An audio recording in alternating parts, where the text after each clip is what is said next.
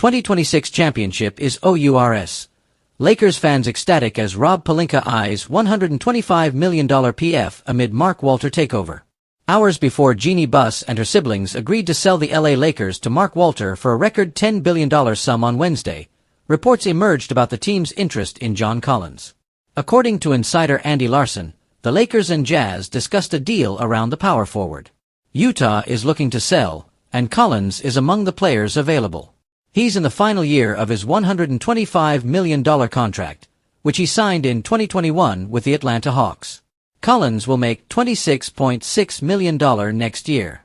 A stretch four who is also a solid vertical spacer, the 6'9" star would complement Luka Doncic. He's also 26 and can be a long-term fit. Collins is also a realistic target, considering his expiring deal can reduce his market value. The Lakers might have room to not include their only first-round pick from 2031. They can instead unprotect the 2027 first-round pick owed to the Jazz, protected 1-4, send minimum contracts in return, and potentially throw in sophomore Dalton Knecht. John Collins is coming off an injury-riddled season. However, it was a productive year for the veteran. He averaged 19.0 points, 8.2 rebounds and 1.0 blocks in 40 appearances, shooting 52.7%, including 39.9% from 3 and 84.8% from the free throw line. The prospect of acquiring him excited several Lakers fans. Here are some reactions to this latest trade rumor. Let's go, the 2026 championship is ours now. Him at PF ain't terrible. Dope. If this information is true, I love the option. Collins is a great player and excellent rebounder.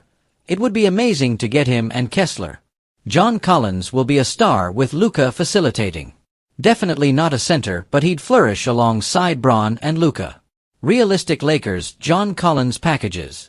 The LA Lakers have multiple expiring contracts and one first-round pick. They have pick swaps, but those are unlikely to move the needle, considering the Lakers presumably won't be among the lottery teams with Luka Doncic on the team for the next several years. There hasn't been much reported on John Collins' market, so it's safe to assume that the Lakers may not have as much competition to trade for him. That said, LA can get away with an affordable deal without spending the 2031 pick and using it in another trade. Ideally, a trade centered around Rui Hachimura and Gabe Vincent heading the other way would be a realistic option. Hachimura would slot in as a direct replacement for Collins in the frontcourt, while Vincent would shore up their backcourt depth. As draft compensation, LA can unprotect the 2027 pick, as mentioned above. It can also offload the number 55 pick in this year's draft.